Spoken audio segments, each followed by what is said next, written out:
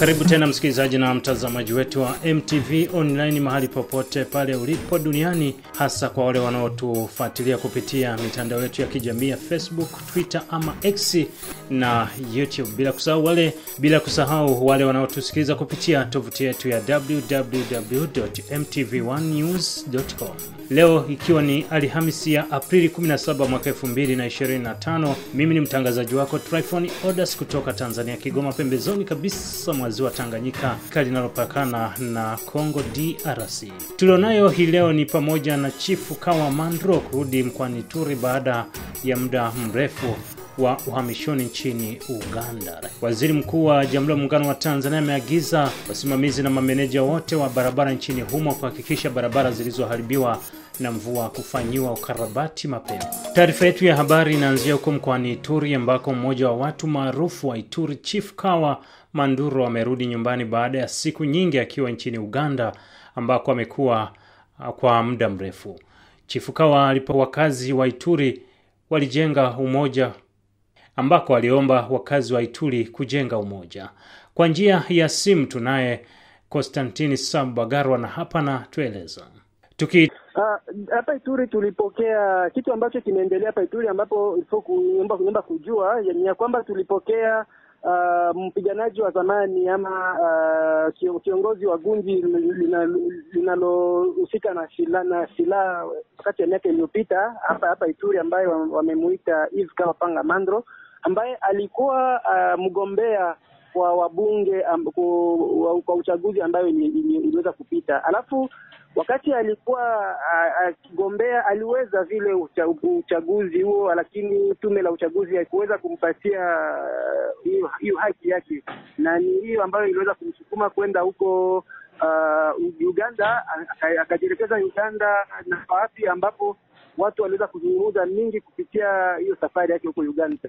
Alafu aliweza kurudia jana, alirudia hapa Ituri kupitia huko Chomia kwenye Albert, ambapo aliweza kungojelewa na kiongozi wa region militaire ama kiongozi wa secteur opérationnel hapa Ituri. Waliweza kumpokea huko Chomia na waliweza kumsindikiza hapa Bunia, ambapo waliweza kukutana na liwali wa jimbo makamu. Asanti. Kwa Kiswahili kitu mimi nataka kusema, ile position ya mouvement ya rebellion ya CRP ya ndugu Thomas Lubanga, kwa mimi iko kudanganya wanaituri na iko escroquerie. Ndugu Lubanga anajikuta ku position mubaya ya kisiasa. Seul espoir ya kwake ni kucreer kitu moja, kumarquer esprit ya batu wakwe reconnu comme groupes armés, hivi a participer ku dialogue ou bien ku négociation, ili apate pia poste ku gouvernement. Moi je pense que c'est pour son intérêt intérêt personnel, haiko kwa intérêt ya communauté. Wasidanganye kama iko kwa intérêt ya communauté. Kwa hivi tunaomba wandugu yote wenyewe wanajiangaje kule wapime kutumikisha akili yao. Na amesema nini? Amesema ya kwamba watu wasiendelee kupokea hiyo mamlaka hiyo maneno ya Thomas Lubanga. Thomas Lubanga ambaye ameunda gundi linalomiliki silaha linaloitwa CRP. Hiyo ni gundi ambayo imekuja escroquer ama kunyanyasa raia. Aiombe kitu vizuri, aiombe raia iweze kuona namna ya kuona maneno ya Thomas Lubanga, ila ameita kabisa watu wasiweze kuangalia ama kutia nguvu zao ama mafikiri yao yote huko kwenye Thomas Lubanga, kwani Thomas Lubanga hana mamlaka ya kuweza kugomboa Ituri, hana mamlaka, kwani hana kabisa hiyo fursa. Jeshi ya Uganda iko hapa kufuatana na accord na President Tshisekedi, lakini Thomas Lubanga anaendelea kulanda wana Ituri kusema kule atapata msaada. Kweli mwenetikia President Uganda ambaye amesignia accord iko hapo officiellement na Congo, ana mambo ya kudesarmer groupe armé yote, anaweza tena kuleta Thomas Lubanga sira, ama anaweza kudesarmer ba groupe ingine yote, aache peke yake groupe ya Thomas Lubanga na sira endelee kuwa watu wengine? Hii haiwezi wezekana, iko escroquerie peke yake. Ndugu Thomas Lubanga anatafuta poste, na hawezi katafuta poste na kunjia ya kumwanga damu ya watu. Na tunaomba watoto ya Ituri yote tupiganie amani. Hapa kwa muda kidogo Wakati magrupu za mei yote wataponywa silaha, amani itarudi. Tusikubali tena watu wakuje na mambo ya vita. Vita inavunja ekonomi, inaua watu. Na sisi Ituri tumesha teseka sana, hatuwezi kukubali Toma ama kikundi yote mbali pia na Toma ambayo itapenda kuzalikana. Sisi kwa Ituri tunasema hapana, na surtout kubema Banywangi. Paske siwezi kuzumizia wa chef wengine, lakini kubema Banywangi tunaipinga na haiwezi kufanyikana. Kama itaomba sisi wenyewe kusaidia government ya Kongo kuwapiganisha, tutawapiganisha. Na kama inastahili mimi mwenyewe kama Kawa, kwani pia kusira tunajua kutumizia pia mzuri. Haikuburi walipatia si jina Seigneur de Guerre. Kama inafaa kupiga ile group ya CRP ya Thomas Lubanga ama ingine ambayo takija kutafuta mauaji, tutaipiga kwa juu ya usalama yetu. Wakijana msikubali na ile skokeri, tunapenda amani, Ituri yetu iendelee. Na wananchi wanasemaje? Wananchi wamefurahi. Wananchi wa Ituri wamefurahi kuona Kawa amerudi kama vile mkaazi wa Ituri, kama vile kiongozi wa usultani ya Baima Banywangi, kwani ni yeye mwami, ni yeye kiongozi wa sultani ya Baima Banywangi huko Chomia. Toka huko Ituri tunaelekea mjini Bunia ambako balozi wa serikali ya Ubelgiji amefanya ziara eneo hilo linaloshuhudia mzozo kwa muda mrefu. Ubelgiji ikiwa imetangaza kuunga mkono juhudi za mchakato wa amani kwa njia ya usalama mashariki mwa Kongo kupitia mazungumzo yanayoendelea kati ya serikali ya DRC na Rwanda na waasi wa AFC M23 upande mwingine. Hassan Chawere na taarifa zaidi kutoka Beni. Akizungumza kwa niaba ya serikali ya Ubelgiji akiwa mjini Beni, Kivu Kaskazini, Bi Roxanne Bildering, balozi wa Ubelgiji nchini Jamhuri ya Kidemokrasia ya Kongo, amekutana na viongozi wa mkoa pamoja na kutembelea hospitali Inishir ambayo inasimamiwa na watu kutoka Ulaya. Merci de votre accueil déjà si chaleureux. Asante kwa mapokezi. Tayari nimeona kwamba umetupokea vizuri hapa katika mji wa Beni na nimeona manufaa na kuhamasishwa kabisa. Kama Daktari Reginald alivyosema, historia ya nchi hizo mbili, historia kabisa ndefu tangu kwanza zamani. Na siku ya leo ni mfano muhimu kwa binadamu ambao wamechagua kukutana tena siku ya leo katika mji wa Beni, ambako Reginald amejitwika mzigo pamoja na mke wake kwa kuweza kuokoa maisha ya wanadamu na kuweza kuchangia kwa pamoja kwa kuweza kuwatiba raia wanaopatikana katika pande hii. Ziara hii katika kituo hiki sio tu kuja kutazama, lakini ni kuja kuchangia kwa pamoja namna ya kuendelea kwa kuambia raia kwamba hatujawasahau kamwe raia wote wa kaskazini mwa mkoa wa Kivu Kaskazini, na mkoa huo wa Kivu Kaskazini itaendelea kubaki mkoa hata kama kuna maeneo mengine ambayo inadhibitiwa na makundi yenye silaha kinyume cha sheria ya DRC, na nguvu zinafanywa kwa kuweza kuhakikisha kuwa usalama umerejea katika mkoa huo. Na leo tutapata amani na tutatumika kwa pamoja. Balozi wa Ubelgiji aliandamana na meya wa mji wa Beni Nyofondo Tekodal, ambako amekutana naye Daktari Reginald Morel mwenye asili ya Ubelgiji.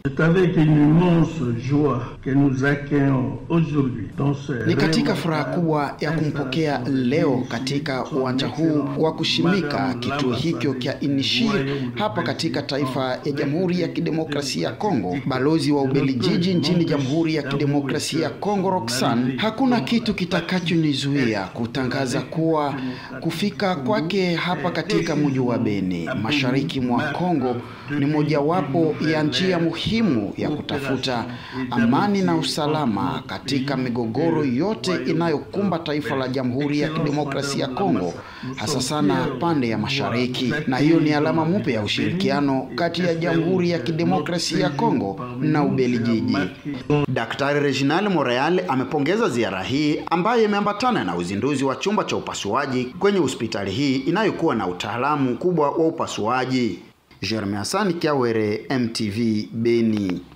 Historia yake Hassan Chawere kutoka huko Beni. Na sasa tuelekee huko wilayani ambako vijiji kadhaa vilivyokuwa mikononi mwa wapiganaji wa Wazalendo wamedhibitiwa na waasi wa AFC M23, ikiwa eneo la migodi ya Mshia zaidi ya kilomita 60 magharibi mwa mji wa Kirumba. Taarifa kutoka kwa raia kote katika eneo hilo zimesema kwamba eneo hilo liko mikononi mwa wapiganaji wa Mai Mai, FPP-AP tiifu kwa jenerali aliyejitangaza Kasereka Kasiano Kabidon aliyekuwa akidhibiti vijiji hivyo kwa muda mrefu, na kwa sasa kundi lake likiwa limegawanyika kwa sehemu mbalimbali tofauti, sehemu kubwa ikiwa imekimbilia eneo la Uninga karibu na mpaka wa Rubero na Walikale, huku wafanyabiashara 5 wakiripotiwa kupoteza. DRC hapa Tanzania tunaambiwa kuwa Waziri Mkuu wa Jamhuri ya Muungano wa Tanzania Kassim Majaliwa ametoa maagizo kwa mameneja wa wakala wa barabara nchini TANROADS kufanya ukaguzi wa mara kwa mara kwenye madaraja na makaravati yote ya barabara kuu nchini humo ili kuepuka athari zinazoweza kusababishwa na maji ya mvua. Ametoa maagizo hayo wakati akagua maendeleo ya ukarabati wa madaraja katika maeneo ya Matandu na Somanga, Mtama, wilaya ya Kirwa, mkoani Lindi, kusini mwa Tanzania, barabara kuu ya kuelekea Dar es Salaam Lindi iliyokuwa imekatika kufuatia mvua zinazonyesha nchini Tanzania. Lakini kubwa zaidi, barabara hii imeharibika sana kutoka Dar es Salaam mpaka Ngoyo. Mheshimiwa Ndulane, umeona kwenye makabrasha yetu, baada ya kuwa umeuliza swali juzi la msingi, tumetenga fedha ya kilomita kama 100 hivi ambazo wataalamu wetu wanashauri tuweke tubandike viraka. Tuna hapana, tuamue tujenge eneo kama ni kilomita 100, tulijenge kilomita 100, tujue 100 zimeisha na nyingine ziendelee kufuata hivyo, na huo ndio mpango ambao tunao kwa sasa. Pia amemwagiza meneja wa TANROADS mkoa wa Lindi kufanya kazi usiku na mchana ili kuhakikisha maeneo yote yaliyoathirika na maji na ya mvua yanatengenezwa na kuyarudisha katika hali yake ya kawaida. Kila meneja wa TANROADS Tanzania ni wajibu wake na wafanye hivyo, kuyatembelea madaraja yote kila baada ya mvua kunyesha na kutembelea na makaravati yote na kuhakikisha kipenyo cha daraja kinabaki kuwa kile kilichojengwa. Kipenyo cha karavati kinabaki kama kilivyo, na kama kimeletewa udongo na mchanga na miti iondolewe mara moja ili kipenyo kibaki. Wakati mwingine maji yanavuka daraja kwa sababu kipenyo kilichojengwa kimezuiwa na udongo na mchanga wa miaka na miaka. Maji yanakuja yanapita nusu yote imejaa mchanga, alafu yanatafuta njia yanapita juu ya barabara inapomoka. Na kwa hiyo basi fedha ambayo tunawatengea ukaguzi wa madaraja na karavati itumike kwa wao wenyewe kupita kila baada ya mvua zikinyesha, waje wajiridhishe kama kipenyo kimebaki vile. TANROADS mkoa wa Lindi ndio mwathirika mkubwa, wahamie hapa, wajenge kambi hapa, waishi hapa, waishi Somanga, waishi pale Tatu, waishi na Ngurukuru, ili wawe wanafuatilia mwenendo wa maji kutoka huko milimani na kuhakikisha barabara zetu zinabaki kuwa salama. Amesema kuwa serikali ina mpango wa muda mrefu kujenga upya barabara ya Dar es Salaam, Lindi na Mtwara kwa viwango hivyo. Ujenzi wa madaraja ni hatua ya awali ya mpango mkakati huo. Wasafiri wote ambao mnasafiri kwenye maeneo haya, wala msihofu, na wala wasafirishaji msihofu. Tutaendelea kuimarisha hapa, mabasi yapite usiku na mchana. Tunajua mtapita katika hali hiyo, lakini muhimu ni kupita ili muweze kufika huku, ujenzi wa madaraja ukiwa unaimarishwa. Kwa hiyo nitoe faraja kwa wenyeji, nitoe faraja kwa abiria, nitoe faraja kwa wasafirishaji kwamba hakuna shughuli itasimama wakati serikali yetu ipo na inafuatilia mwenendo wa njia hii na hali ya hewa kama ambavyo nimeeleza. Hali kadhalika Mheshimiwa Majaliwa amewahakikishia watumiaji wa barabara hiyo kwamba hakuna shughuli itakayosimama wakati serikali ipo na inaendelea kutafuta mwenendo wa uimarishaji wa barabara hiyo. Nikimnukuu, anasema lengo ni kuhakikisha kwani serikali ipo kazini na imeshaleta wakandarasi na hii ni kutokana na maelekezo ya rais wetu Daktari Samia Suluhu Hassan. Mwisho wa kunukuu. Aidha, Mheshimiwa Majaliwa amewahakikishia wananchi wa mikoa ya Lindi na Mtwara iliyopo kusini mwa Tanzania kuwa Rais Dr. Samia Suluhu Hassan ametoa fedha kwa ajili ya ujenzi na ukarabati wa vipande vilivyoharibiwa na mvua zinazoendelea kunyesha. Kwa upande wake, Waziri wa Ujenzi nchini Tanzania Mheshimiwa Abdalla Ulega amesema kuwa mpaka sasa mkandarasi ameshaweka nguzo 23 kati ya 43 kwa ajili ya ujenzi wa daraja la kudumu katika eneo la Somanga lipo kusini mwa Tanzania. Kuweza kutupa maelekezo mbalimbali na sisi tuko tayari kwa ajili ya kupokea maelekezo hayo. Lakini kama nilivyokueleza, tayari sisi tuliidhinishiwa hapa jumla ya fedha bilioni 130 kwa ajili ya mkoa mzima wa Lindi kwa ajili ya madaraja mbalimbali. Na kwa upande wa hapa peke yake ni kiasi cha shilingi bilioni 12 hizi hapa ambazo zinatekelezwa na mkandarasi Hunan Construction hapa. Na tayari tumeshamlipa bilioni 4.1 ambayo ni sawa na 36%. Mheshimiwa Waziri Mkuu, na hizi ni fedha zingine ambazo serikali ya Rais Daktari Samia Suluhu Hassan imeweza kulipa kwa miradi yote ya mkoa wa Lindi katika hizo jumla ya fedha bilioni 130. Na ziko na kampuni za kizawa pia vile vile ambazo zinatekeleza mradi mbalimbali ikiwemo kampuni ya Makapo ambayo inafanya mradi wa pale njia 4 eneo la Mikelengeni. Msikilizaji na mtazamaji wa MTV Online, kwa ripoti hiyo ndio tunatamatisha taarifa yetu ya habari kwa siku ya leo. Nikusihi tu kuendelee kufuatilia na kusikiliza MTV Online kupitia mitandao yetu ya kijamii Facebook, Twitter na kupitia YouTube, lakini pia fuatilia matangazo yetu na taarifa mbalimbali kupitia www.mtv1news.com. Mimi ni Tryphon Odas, kwa niaba ya wote waliohusika kuandaa taarifa hii ya habari. Osteri Marivika akiwa mjini Goma, mimi ni Tryphon Odas nikiwa hapa mwambao wa Ziwa Tanganyika mkoani Kigoma magharibi mwa Tanzania. Asante na nikutakie siku njema.